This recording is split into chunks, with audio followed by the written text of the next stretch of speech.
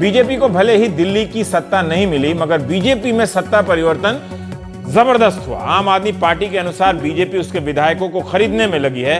कांग्रेस ने या कांग्रेस के किसी विधायक ने ऐसे आरोप नहीं लगाए हैं कि बीजेपी उन्हें या उनके विधायकों को खरीदना चाहती है। जिस दिल्ली में टमाटर 60 रुपए किलो हो, उस दिल्ली में विधायकों के लिए खरीदना क्रिया का प्रयोग नहीं होना चाहिए। तो क्या वाकई बीजेपी अब नए सिरे से सरकार बनाने का दावा करने जा रही है? विडंबना विपक्ष के खेमे में भी कम नहीं है। शीला दीक्षित हारकर केरल की राज्यपाल बनी तो नरेंद्र मोदी पीएम बनकर इस्तीफा मांगने लगे। कांग्रेस दिल्ली में लोकसभा की 7 सीट हार गई और देश भर में 44 ही जीत सकी। 14 फरवरी को इस्तीफा देने वाले अरविंद केजरीवाल ने 21 मई तक माफी मांग ली कि सरकार छोड़कर बड़ी गलती हो गई है। आपको दिल्ली में लोकसभा की एक भी सीट नहीं मिली, मगर 4 सांसद मिल गए। आपने विधानसभा भंग करने की सिफारिश की थी, लेकिन केंद्र सरकार ने राष्ट्रपति शासन लगा दिया। इसके खिलाफ आम आदमी पार्टी सुप्रीम कोर्ट चली गई, जिसे अदालत ने संविधान पीठ के पास भेजा है, जहां 4 अगस्त को सुनवाई होगी। संविधान पीठ को यह तय करना है कि क्या वो उपराज्यपाल या राष्ट्रपति को निर्देशित कर सकती है कि दिल्ली में चुनाव कराए जाएं। मगर संविधान पीठ में भेजने से पहले इसी मामले की एक सुनवाई में अदालत ने एक टिप्पणी की थी कि राजनीति में कुछ भी हो सकता है। शुरू में कांग्रेस ने बीजेपी को बाहर रखने के लिए आपका समर्थन किया।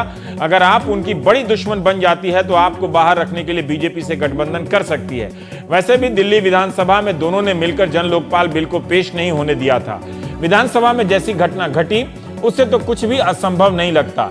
यहां तक कि कांग्रेस और बीजेपी भी किसी तरह मिलकर सरकार बना सकते हैं। ये एक टिप्पणी है, शब्दशः तो नहीं ऐसा हुआ, मगर यह टिप्पणी भविष्यवाणी बनती दिख रही है। कांग्रेस समर्थन भले ना करे, मगर टूटे तारों की तरह उसके विधायक बीजेपी की सरकार बनवा सकते हैं। इसी सुनवाई के संदर्भ में एक और बात हुई। अरविंद केजरीवाल ने उपराज्यपाल को लिख दिया कि 1 हफ्ता तक विधानसभा भंग न करें, जबकि अदालत में याचिका लगाई थी कि भंग हो जाए। सिक्का रूपी नैतिकता के हेड भी हैं और टेल भी हैं। 9 दिसंबर 2013 को डॉक्टर हर्षवर्धन का बयान है कि अगर दूसरी कोई पार्टी सरकार बनाने के लिए तैयार नहीं है तो ना ही हम उन्हें परेशान करेंगे, ना ही हम खरीद फरोख्त करेंगे। हर्षवर्धन अभी भी यही कह रहे हैं। तो अब बीजेपी क्यों कह रही है कि उपराज्यपाल बुलाएंगे? तो देखेंगे आखिर लोकसभा में प्रचंड बहुमत वाली बीजेपी दिल्ली में चुनाव की बात क्यों नहीं करती है। कहीं खरीद फरोख्त की को टूथपेस्ट किस तरह नए नाम से लॉन्च तो नहीं किया जाने वाला है। कांग्रेस ने आपको दोबारा समर्थन ना देकर सरकार बनाने के हर गणित को असंभव बना दिया। चैनलों पर फिर से वही ग्राफिक्स बोर्ड बनने लगे हैं कि 70 सीटों की विधानसभा में बीजेपी और अकाली के पास 32 थी। हर्षवर्धन, प्रवेश वर्मा, रमेश बिधूड़ी के सांसद बनने से यह संख्या 28 हो गई। अकाली दल बीजेपी की अब संयुक्त संख्या 29 है। एक निर्दलीय और आपसे निष्कासित विधायक से संख्या 31 हो जाती है। और दल बदल कानून से बचने के लिए कांग्रेस के 6 विधायक को टूटना होगा। इस तरह से बीजेपी की सरकार बन जाती है। सूत्र कहते हैं कि बीजेपी आपके विधायकों से संपर्क में नहीं है। यह कमाल की सूत्र या सूचना है। आपके विधायकों के संपर्क में नहीं है तो क्या यह माना जाए कि कांग्रेस के विधायकों के संपर्क में है? खैर, कांग्रेस कह रही है कि उसके विधायक नहीं टूट रहे हैं। अब इस खेल में हमारे सहयोगी रवीश रंजन शुक्ला एक और एंगल ले आए हैं कि कांग्रेस के 6 विधायक रामवीर सिंह विधूड़ी के संपर्क में है। विधूड़ी जी मुखी जी का हिस्सा मारकर खुद सीएम बनना चाहते हैं। 6 विधायकों के जरिए बीजेपी नेतृत्व पर दबाव डाल रहे हैं। कहीं दिल्ली में जगदंबिका पाल मूवमेंट ना हो जाए। जब 1998 में जगदंबिका पाल एक दिन के लिए सीएम बन गए थे। हमारी राजनीति में दल बदल के किस्से इतने हैं कि नैतिकता के हर सवाल एक दूसरे से कट मर जाते हैं। आइए प्राइम टाइम में सरकार बनाते हैं तो सरकार तो बननी नहीं, नैतिकता ही ढोंग बन गई। हमारे साथ प्रभात झा जी हैं, दिल्ली बीजेपी के प्रभारी हैं। हारून यूसुफ साहब हैं, कांग्रेस के नेता हैं। संजय सिंह आम आदमी पार्टी और वह कुमार दुबे हैं, एडिटर CSDS। प्रभात जी, आपकी राजनीति, पता नहीं आप लोग कैसे इस राजनीतिक जीवन को जीते हैं। पढ़ने में और इन तथ्यों को खोजने में इतनी हमें तकलीफ होती है कि आप लोग कितने फंसे हैं, लेकिन कमाल है कि आप लोग इसके पार कर जाते हैं। क्यों बीजेपी की तरफ से ये आवाज आ रही है कि अगर उपराज्यपाल बुलाएंगे तो हम देखेंगे? इसका क्या मतलब है? देखिए, ऑप्शन बहुत सारे हो सकते हैं। चुनाव लेफ्टिनेंट गवर्नर द्वारा बुलाया जाना और इसके बाद केंद्रीय नेतृत्व का निर्णय। अभी हमारे यहां ऐसी कोई बात तय नहीं हुई है। मैं यहां आपको ये बात स्पष्ट इसलिए कर देना चाहता हूं कि बहुत दिनों से विधायकों की बैठक नहीं हुई थी। पार्टी के नए अध्यक्ष रवीश जी बने हैं, सतीश उपाध्याय जी। उन्होंने कल सांसदों की बैठक ली, आज दिल्ली के भाजपा विधायकों की बैठक हुई और इन बैठकों के कारण परसेप्शन क्या बन रहा है यह मुझे पता नहीं, लेकिन मैं आपको अधिकृत तौर पर कह सकता हूं कि पार्टी सरकार बनाने की बात तब करेगी जब कोई बुलाएगा। एक बात, पार्टी चाहे तो चुनाव में जाएगी और ये सब बातें तब निर्भर करती है जब केंद्रीय नेतृत्व कोई निर्णय ले। ठीक है, अभी तक इस आशय की कोई बात लेकिन जब हुई आप नहीं। कह रहे हैं कि विचार करेंगे, बुलाएगा, तो जब आपके पास संख्या नहीं है तो आप ये कहिए कि हमको कोई बुलाएगा तब भी नहीं विचार करेंगे। जो पहले की जो स्थिति थी कि हम सरकार नहीं बनाएंगे, हर्षवर्धन जी ने, देखिए कई आपके बड़े नेताओं से, हमारे संवाददाताओं, सहयोगियों की बात होती रही है, वो सबने निजी बातचीत में कहा है कि हम बनाने के लिए तैयार हैं। और इस तरह के हर्षवर्धन ने साफ कहा है किसी एक कि हम इस तरह से निजी बातचीत में कि जो मेरा बयान दिसंबर का था वही आज भी है। आप दिल्ली बीजेपी से पूछ लीजिए उन लोगों का क्या फैसला है। तो दो मत हैं आपकी पार्टी में, 3 मत भी हो सकते हैं, लेकिन जब ज्यादातर लोग ये कहें कि हमारे पास विकल्प खुले हैं और उपराज्यपाल अगर बुलाएंगे तो हम देखेंगे, ये देखने का मतलब क्या है? ये सरकार कैसे बन सकती है? क्या कांग्रेस की मदद से बन सकती है, कांग्रेस के विधायकों के तोड़ने से बन सकती है, या स्वतः आ जाने से बनती है? दोनों ही परिस्थितियों में यह बात कब होगी जो आप चारों पांचों बातें बता रहे हैं रवीश जी, ये बातें तब होंगी जब लेफ्टिनेंट गवर्नर कहे कि आप पार्टी में सबसे बड़ी संख्या आपकी है, इसलिए आप यहां पर आइए और हम सरकार बनाने जाएं, तब ये बात आएगी कि हम क्या करेंगे। अभी तो ये हाइपोथेटिकल क्वेश्चन है, मैंने भी आपके सामने ये बात कही। प्रभात जी, ये हाइपोथेटिकल नहीं है, काल्पनिक सवाल नहीं है, क्योंकि आपका पहले का पोजीशन ये है कि आप नहीं बनाएंगे सरकार क्योंकि आपके पास संख्या नहीं है, जिसे बनाना है वो बना ले। ये दिल्ली में आपने नैतिक पोजीशन लिया, मोरल पोजीशन है आपका दिसंबर के इस महीने में। अब आप कह रहे हैं कि कोई बुला लेंगे तब हम देखेंगे, तो दोनों में बड़ा अंतर हो जाता है सर, या नहीं है? नहीं, अंतर तो राजनीति में, सुन लीजिए रवीश जी, हम राजनीति में काम करते हैं। हाँ, बहुत स्पष्ट बता दूं मैं आपको, जब राजनीति में काम करते हैं तो परिस्थितियां प्रत्येक दिन बदलती है, क्षण क्षण में बदलती है। इसलिए कल जो स्टैंड था वो आज वही स्टैंड होगा, ये संभव नहीं होता है राजनीति में।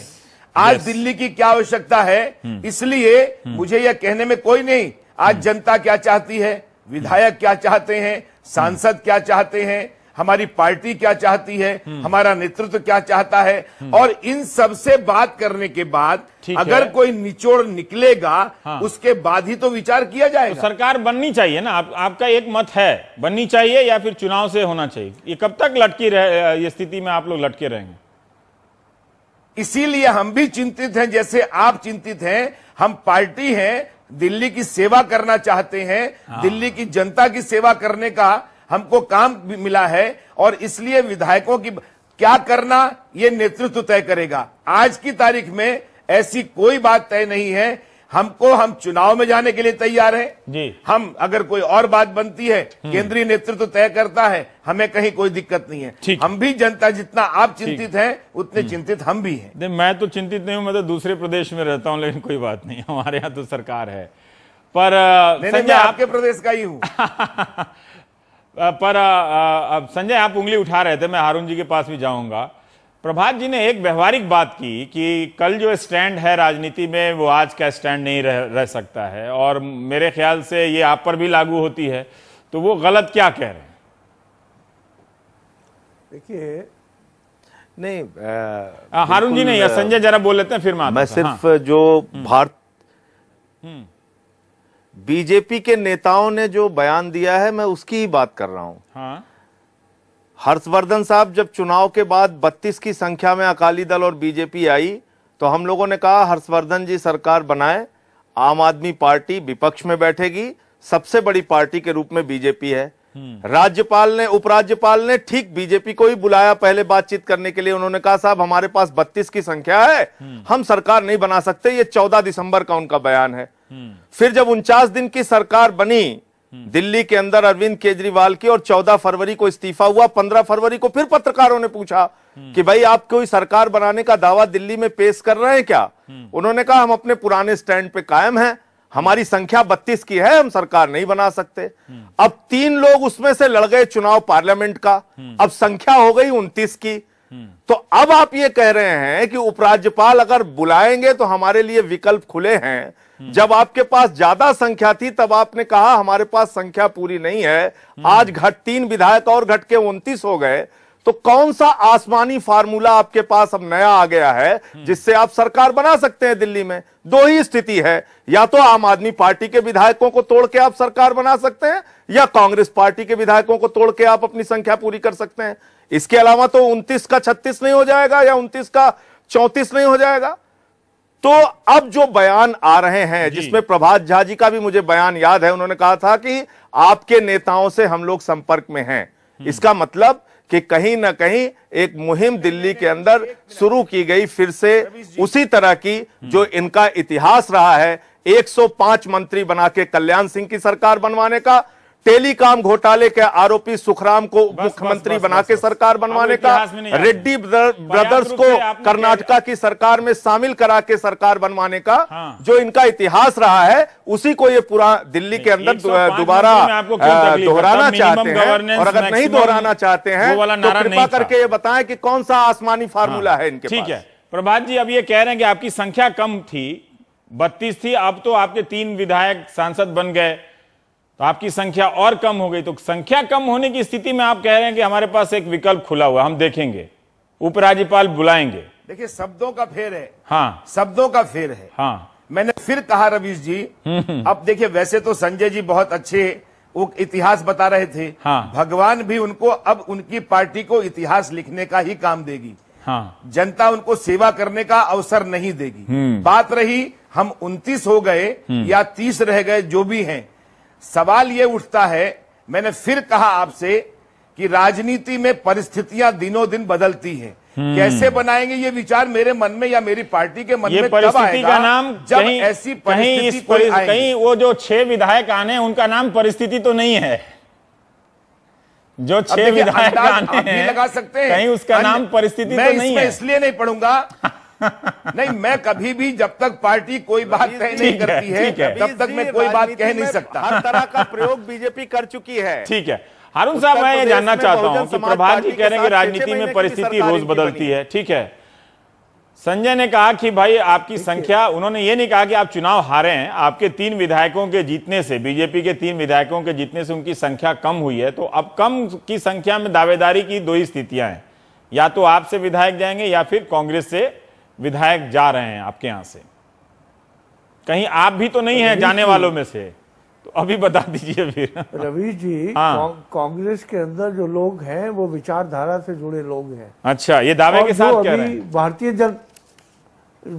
भारतीय जनता पार्टी जो नैतिकता की बात करती है, हाँ, और हमेशा उसूलों और सिद्धांतों की बात करती है, हाँ, हमेशा सही मायने में तो जो बढ़ती कीमतें हैं, जिस तरीके से आज टमाटर 60 रुपए किलो हो गया, प्याज 50-40 रुपए किलो हो गई, जिस तरीके से बिजली के बिल बढ़ रहे हैं, 8 से 10 घंटे दिल्ली में बिजली नहीं आ रही है, जिस तरह रेल का किराया बढ़ा है, उन तमाम जो चैलेंजेस हैं भारतीय जनता पार्टी के सामने या केंद्र सरकार के सामने, उससे भागने के लिए और दिल्ली के लोगों की अटेंशन डाइवर्ट करने के लिए ये सरकार बनाने का, जो अभी संजय जी ने कही कि नैतिकता की अगर बात है तो हर्षवर्धन जी बराबर ये कहते रहे कि हमारे पास संख्या नहीं है, हम कैसे बनाएंगे सरकार।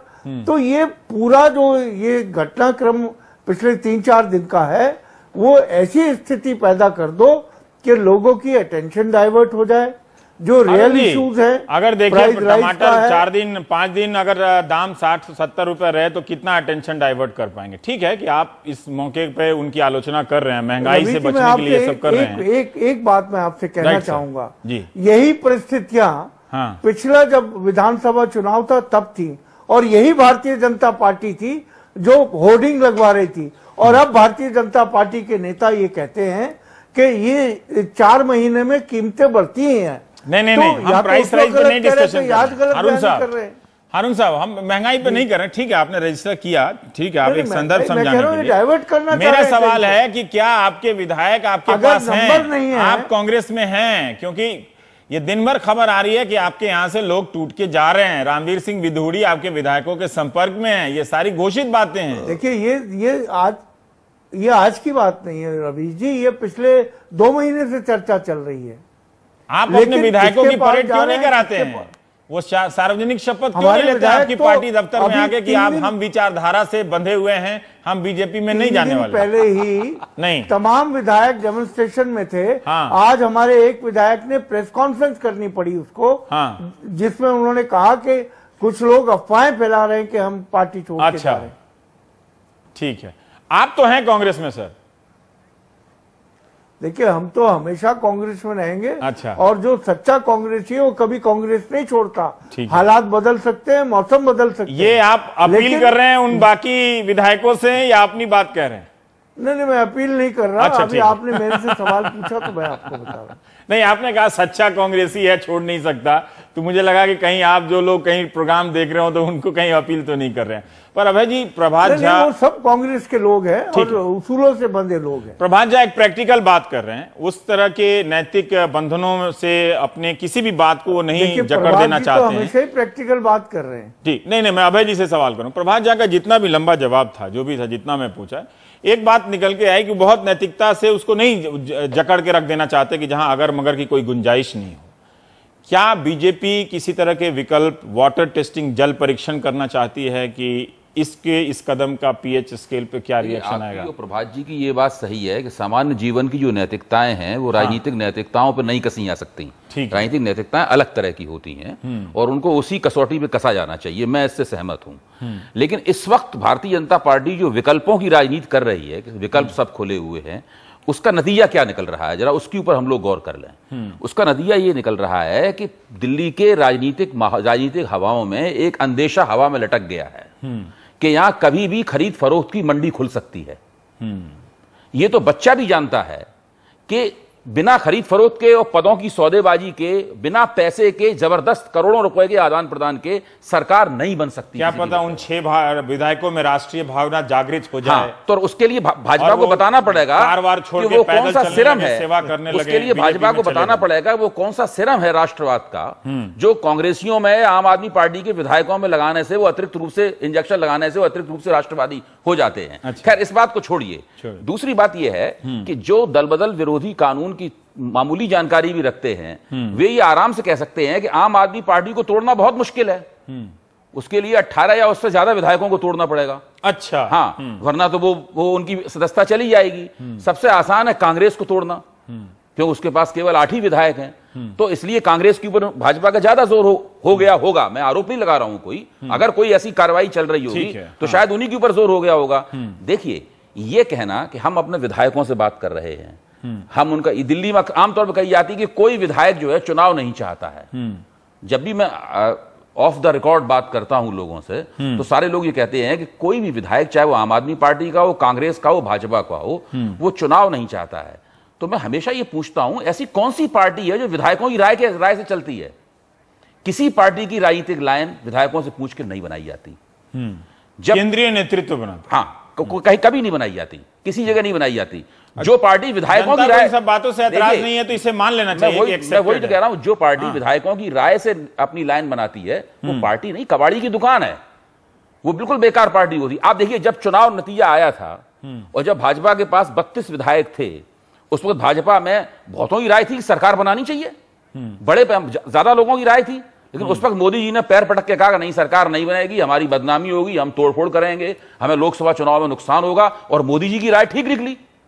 अगर भाजपा उस वक्त तोड़फोड़ करके सरकार बनाती तो उसकी बदनामी होती, उस वक्त का जो माहौल था, और उससे भाजपा को लोकसभा चुनाव में नुकसान होता। आपको लगता है कि नरेंद्र मोदी फिर से, नरेंद्र मोदी ने उस वक्त जो कदम उठाया था और भाजपा के प्रादेशिक नेतृत्व को और आला कमान को मजबूर किया था कि दिल्ली में भाजपा की सरकार तोड़फोड़ करके नहीं बनाई जानी चाहिए, वो एक उसूली फैसला था। भले ही वो राजनीतिक परिस्थितियों वश लिया गया हो, लेकिन आज की जब हम संघावलोकन करते हैं तो हमें वो उसूली फैसला भाजपा के लिहाज से दिखाई देता है।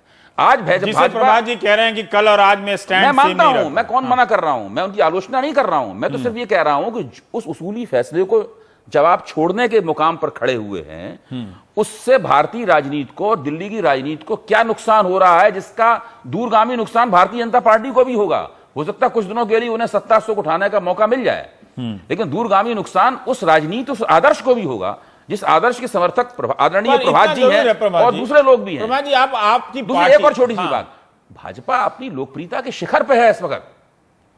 मुझे आश्चर्य होता है कि उसके अंदर इस ये इतनी विश्वासहीनता वो क्यों दिखा रही है।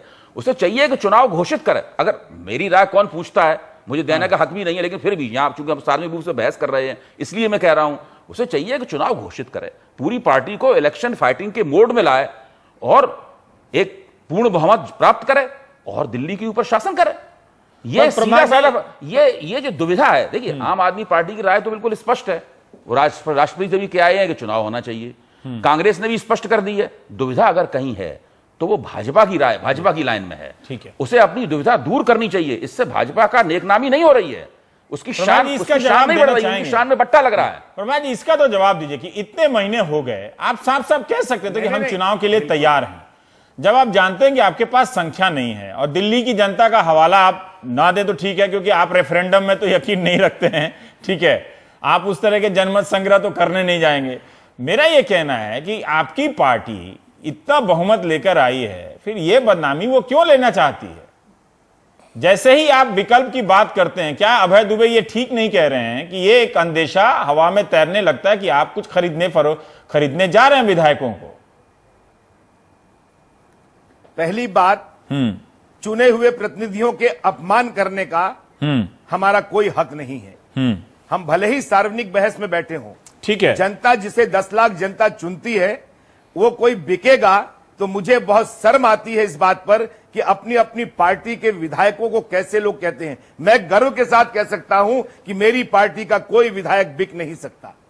मैं दूसरी पार्टी का बोल पूछ रहा हूं कि जहां से आपकी पार्टी में आने वाला है। नहीं, मैं अगर कोई पार्टी तोड़ के आई, ये इतिहास रहा है, अपमान नहीं कर रहे हैं सर, ये पूरे इस देश का इतिहास रहा है राजनीति में। भाजपा भी खरीद आपकी पार्टी में भी रहा है कि आप गोवा ले जाते रहे पार्टियों को तोड़ के, कांग्रेस का भी यही इतिहास रहा है। अपमान करने की क्या बात है सर इसमें? हजूरी और खजूरिया को क्यों भूल जा रहे हैं? गुजरात में हुआ था, गुजरात मना मेरे, गुजरात के बारे में बात करना मना है सबसे सिर्फ। अच्छा, हाँ, अब अभय जी, मैं आपके सॉफ्ट कॉर्नर को भी जानता हूं, इसलिए मैं अच्छा, झगड़ा नहीं, ऐसा नहीं है। मुझे प्रभात जी इस बात का जवाब दीजिए। नहीं, क्या ये हकीकत नहीं है कि खरीद फरोख्त हुई है राजनीति में, पैसे देकर लोग लाए हैं? यहां तक कि राज्यसभा के समय में भी उम्मीदवारों को वोट देने के मामले में भी जांच चल रही है। ये तो बात सच है कि अगर आप कांग्रेस से चल रही होगी, मुझे आप ये बताइए। नहीं, गलत है ये एकदम। मैं आपको कह रहा हूं कि ये क्या इतनी कमजोर हो गए हैं कि लोग खरीद लेंगे और लोग चले जाएंगे? क्या ये बातें कहने में आसान होता है? अरविंद केजरीवाल जी को अखबारों में छपना है तो इसलिए अपने विधायकों को इतना कमजोर क्यों समझते हैं? और पार्टी हमारी ऐसी धन्ना सेठ हो गई है, 20-20 करोड़ रुपए देगी, क्या बात है, एक पैसे नहीं देगी। हम राजनीति में कुछ मूल्यों को स्थापित करने नहीं, आप लोगों ने इस वक्त सबसे कम खर्चीला चुनाव लड़ा है, बिल्कुल नहीं। ये देखिए, आदर्श की बात कर रहे हैं। अभी आप शुरू में प्रैक्टिकल की बात कर रहे थे। नहीं सर, अभी आप आदर्श की बात कर रहे हैं। नहीं, ये अगर आप देखिए, हमारे दर्शक भी नहीं यकीन करेंगे कि कांग्रेस से जो 6 विधायक आएंगे या आम आदमी पार्टी से आएंगे, वो किसी राष्ट्रीय भावना से ओतप्रोत होकर आएंगे। सबको जानता है। आप उनको ऐसा समझ लो कि नहीं, मुझे नहीं पता कौन आएगा नहीं आएगा, मैं इसमें नहीं पढ़ता, लेकिन मेरा एक ही कहना है, हम सम्मान न करें तो हमें अपमान करने का अधिकार भी नहीं। एक पक्ष है, मतलब इससे हम अपमान नहीं कर रहे हैं, हम नाम लेके नहीं बोल रहे हैं ना, हमने नहीं कहा कि आप देंगे या वो लेंगे। दल विरोधी विधेयक क्यों बनाया गया? दल विरोधी कानून क्यों बनाया गया? इसलिए बनाया गया। अब देखिए, आप, मुझे लगता है, मैं अब आपकी मदद कर रहा हूं कि आप एक गलत ट्रैक पे जा रहे हैं। दल बदल विरोधी कानून जो है वो इसलिए लाया गया था कि विधायकों के इस पार्टी से उस पार्टी में आने की संदिग्धता जो है वो सर्वथा जो है वो प्रमाणित है। इसीलिए उसको कहा गया कि आप 2/3 लेंगे, इतने लेंगे तभी आप आ सकते हैं। तो क्या बीजेपी करने की बात क्या है? तो राजनीतिक यथार्थ है। मैं ये मेरा सवाल ये है सर एक बार कि क्या क्यों बीजेपी को संदेह की इस चादर को ओढ़ के रखना चाहिए? क्यों आप ओढ़ के रखे हुए हैं? बीजेपी संदेह की नहीं नहीं, ये चाल है। आप अच्छा, उड़ा रहे हैं बीजेपी को। सवाल ये है कि राजनीति में क्या बीजेपी ने कहा है कि हम सरकार बनाने जा रहे हैं? ये तो नहीं कहा अभी। क्यों हम नहीं फिर कहा? कह रहे हैं यही कि तो जानना आज ऐसी चाहता हूं कोई- मैं कहां कि कहा है? आम आदमी पार्टी ने कहा नहीं, कि क्यों चुनाव कहेगी? होना चाहिए, हारून यूसुफ कह रहे हैं चुनाव होना चाहिए, आप कह रहे हैं, आपकी बात में दुविधा क्यों है? मेरी बात, आम आदमी आपकी पार्टी ने के स्टैंड में दुविधा क्यों राज्यपाल है? जी, अरे सॉरी, लाइन सुन क्लियर लीजिए, क्यों? पहले हाँ। आप करेक्ट कर लीजिए रवीश जी, एक जानकारी आपको। हाँ, उपराज्यपाल को लिखे गए पत्र में अरविंद केजरीवाल जी ने कहा है, और सुप्रीम कोर्ट में क्या कहा है हाँ, कि दोनों में चुनाव अंतर है। नहीं वो कराना फैक्ट है। चाहिए। ये बात सही है, वो फैक्ट है, वो मैंने शुरू में भी कहा था। और ठीक ये है। कहा है हाँ, इसलिए सीधे आरोप लगाना, नहीं, आरोप हम न नहीं। सरकार थोड़े बनाने के समय में पक्ष मैं में हैं। संजय और हारून हम जी के पास सीधे- जाऊंगा। देखिए, नहीं, एक मिनट, हम चुनाव के लिए तैयार हैं। फिर मैं कह रहा हूं कि हमें सारी परिस्थितियों पर अवलोकन रखना पड़ेगा। किस हम लिए? कोई जब ये आप चुनाव कह के दे लिए कि तोड़ तैयार फोड़ हैं। के कर रहे हैं, ये नहीं। कर रहे हैं, प्रभात हाँ, जी, है ना? कराएं प्रभात चुनाव, जी, कोई दिक्कत मान थोड़ी लीजिए है। कि आपने हम खरीद चुनाव फरोख्त लड़े कि नहीं लड़े? की। मान लीजिए कि खरीद फरोख्त के आरोप गलत हमने हैं, हम लेकिन इस फिर बात भी को अगर सुने, कांग्रेस गलत के है एकदम, या हम चक्कर में पड़ेंगे नहीं। हाँ ठीक है, दूसरे विधायक आपके पाले में आते हैं, तो इससे आपकी विश्वसनीयता संदिग्ध नहीं होगी क्या? क्या ये सब इतना देखिए, आसान कोई है पार्टी क्या? में आता है, हाँ, क्या जगदम्बा पाल पार्टी में आए तो विश्वसनीयता घट गई हमारी? हाँ। मैं इसलिए इस इंटरप्रिटेशन में ये इसको बात आप सही। जोड़िएगा नहीं। पार्टी में आना जाना रहता है जनता को सबका। ये मंजूर है। हमारी पार्टी से भी बहुत लोग गए हैं। नहीं, जनता को मंजूर हो नहीं हो, मैं आपको नहीं कह रहा। आपने हाँ। जो बात कही, राजनीति में हाँ। रवीश जी, कभी भी कोई किसी पार्टी में आता है जाता है, ये अपने अपनी मान्यताएं रहती हैं, और चलिए। इसलिए नहीं जाना चाहिए, ये एक वसूल हो सकता है। ठीक है। लेकिन लोग जाते रहते हैं, आते रहते हैं। लेकिन इसके लिए यह कहना, और ये इन परिस्थितियों में मैं नहीं कह रहा, ठीक है। मैं राजनीति की परिस्थितियों में कह रहा हूं, ठीक है। इसलिए हमें समझना। एक बात और कहूंगा, हाँ। नैतिकता की बात जहां तक हारू भाई ने कही है, नैतिकता तो उस दिन आपने समाप्त कर दी हारू भाई, जिस दिन आपने कांग्रेस के नाते समर्थन दिया। और आपने समर्थन लिया संजय भाई, जब ये समर्थन इस तरह का जिसके खिलाफ Right. लड़े, उस दिन नैतिकता कहां थी? हाँ। हमको नैतिकता की पाठ पढ़ा रहे हैं आप। सही बात है, क्योंकि उनकी दोनों की ये बात सही है। अब जवाब दीजिए हारून साहब। देखिए, जहां तक अभी प्रभात जी ने कहा नैतिकता की बात, हमने समर्थन आम आदमी को इसलिए दिया कि जो वादे ये करके आए थे कि दिल्ली में 50% बिजली कम करेंगे, झुग्गियों को पक्का करेंगे, जो कच्ची नौकरी पर हैं, टेम्पररी एम्प्लॉयज हैं, उन्हें परमानेंट करेंगे। क्योंकि हमको लगा शायद हम में वो काबिलियत नहीं थी, आम आदमी पार्टी शायद इसको पूरा कर सके और लोग पहचान सके कि जो ये वादे करते हैं वो कर पाएंगे या नहीं। इसलिए हमने समर्थन दिया था उन 15 मुद्दों को।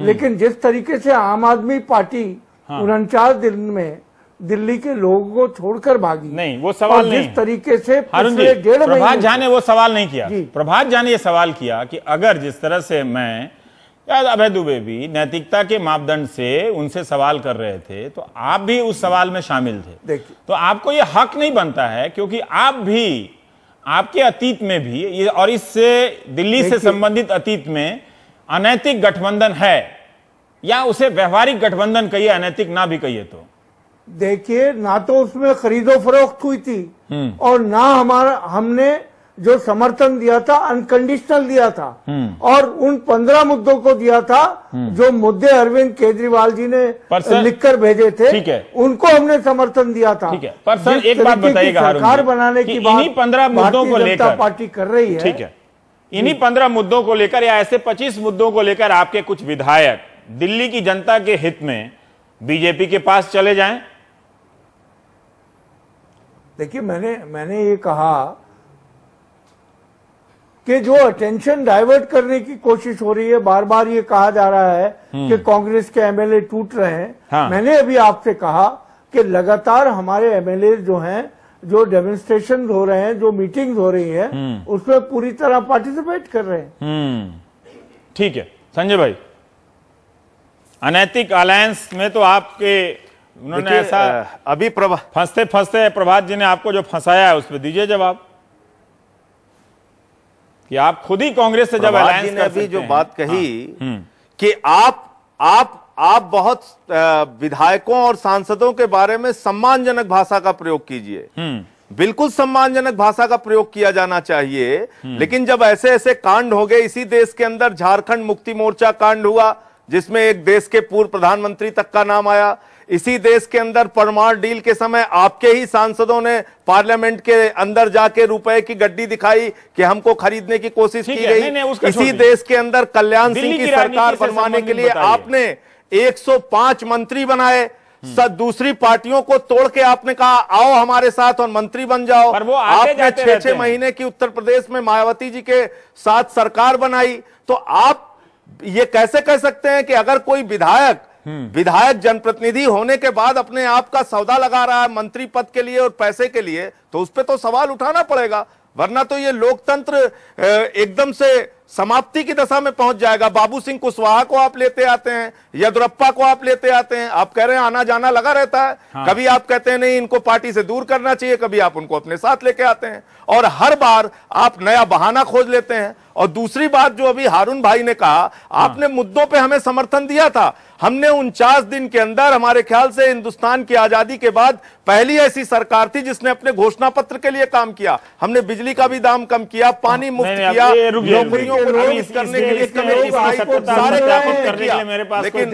लेकिन आप जानते हैं 49 दिन के अंदर एक सरकार केंद्र में चल रही है, 49 दिन में उसने बेड़ागर्क कर दिया देश का। कोई सवाल नहीं उठना चाहिए। आम आदमी पार्टी की 49 बनाने तक सीमित है, 1000 प्रस्ताव उठाना चाहते हैं। संजय जी नहीं, हाँ। मैं एक छोटी सी बात कहूंगा, जो पार्टियां कमजोर होती हैं, जिन्हें अपनी लोकप्रियता के ऊपर संदेह होता है, वो इस तरह की चतुराइयां दिखाती हैं, जिस तरह की चतुराई आजकल भारतीय जनता पार्टी दिल्ली में दिखा रही है। आपको क्यों लगता है? अगर एक बात कह रहे हैं, लगता मुझे भी है, पार्टियों का आना जाना लगा रहता है, नेता आते रहते हैं, मैं प्रभात जी की बात, जनता चुनती है। नहीं, मैं प्रभात जी, जनता हैज नो प्रॉब्लम। प्रभात जी ने ठीक कहा, पार्टियों में आना जाना लोगों का लगा रहता है, लेकिन भारतीय जनता पार्टी आज इस तरह की स्थिति में है। भारतीय जनता पार्टी आज इस तरह, एक मिनट संजय जी एक मिनट, भारतीय जनता पार्टी आज इस तरह की स्थिति में है कि वो राजनीतिक व्यवहारिकता और राजनीतिक नैतिकता के बीच का जो फर्क है उसको मिटा सके। वो इतनी शक्तिशाली है, वो अपनी मैं बार बार कह रहा हूं, वो अपनी लोकप्रियता के शिखर पे है। अगर वो चाहे तो राजनीतिक नैतिकता, जिसको सब लोग जिसके सामने सिर झुकाते हैं, और राजनीतिक व्यवहारिकता जो हर पार्टी की मजबूरी होती है, इन दोनों के बीच का अंतर समाप्त कर सकती है। वो आखिरकार अपनी इस विशेष स्थिति का फायदा क्यों नहीं उठा रही है, मैं ये सवाल उठा रहा हूं। पर आप प्रभात जी इस बात को, क्या प्रभात जी पर्याप्त रूप से ये नहीं कह रहे हैं? जिस जमाने में भाजपा चुनाव लड़ रही थी लोकसभा का, उस जमाने में उसके दरवाजे खुले हुए थे, जगदम्बिका पाल और जाने कितने लोग उसमें आए, उन्होंने भाजपा में आने का लाभ उठाया है। आज भाजपा को सर्वशक्तिमान है, हाँ। उसके पास पूर्ण बहुमत है, जबरदस्त ताकत है। आज भाजपा को किसी को लेने की कोई आवश्यकता ही नहीं है। आज भाजपा ऐसी स्थिति में है कि वो इस आने जाने वाले फार्मूले से परे सोच सकती है। पर अगर वो कुछ ऐसा कर सकती है, अगर वो दिल्ली की जनता के हित में, वो कोट अनकोट, ठीक है ना, वो ऐसा कुछ कर सकती है जिससे भारतीय राजनीति को एक अच्छी और नई दिशा प्राप्त हो सकती है, मैं ये कह रहा हूं। पर मैं बीजेपी प्रभात जी की इस बात में क्या दम नहीं है कि अगर इसी दिल्ली में जिसके खिलाफ, जिसको करप्ट बता के आम आदमी पार्टी चुनाव लड़ती है, उसका समर्थन लेकर सरकार बनाती है, ठीक है, तो उसी के समानांतर क्या बीजेपी ऐसा कुछ नहीं कर सकती है? तो किससे आप नैतिकता का हिसाब? मैं ये कहां कह रहा हूं कि बीजेपी ऐसा नहीं कर सकती है। देखिए, जब भी कोई पार्टी इस तरह का जोड़ तोड़ करके किसी फौरी तर्क का सहारा लेकर सरकार बनाती है, उसको भले ही फौरी तौर पर लाभ हो, उसको दूरगामी तौर पर उसको नुकसान होता है और समग्र लोकतांत्रिक राजनीति को उससे हानि होती है। ठीक है, वो और इन दोनों नुकसानों से ना कोई पार्टी बच सकती है, ना हमारे देश की राजनीति बच सकती है, ना आम आदमी पार्टी बची है। कोई नहीं बचेगा। एक से छोटा, सभी को नुकसान होगा अगर भारतीय जनता पार्टी इस तरह सरकार बनाएगी। अगर वो चुनाव करवाएगी, खुला चुनाव होगा, जो जीत जाएगा वो शासन करेगा, जो परिणाम आएगा उसके हिसाब से राजनीति चलेगी, वही सही तरीका होगा। ठीक है, एक छोटे से ब्रेक के बाद आएंगे। तो प्रभात जी, हम एक काल्पनिक सवाल पे फिर से जो आपने कही है, आप फंसे भी और फंसाए भी, ठीक है, कि क्या बीजेपी इसे सहन कर पाएगी, इस तरह की बदनामियों को एक सरकार बनाने के नाम पर? छोटे से ब्रेक के बाद।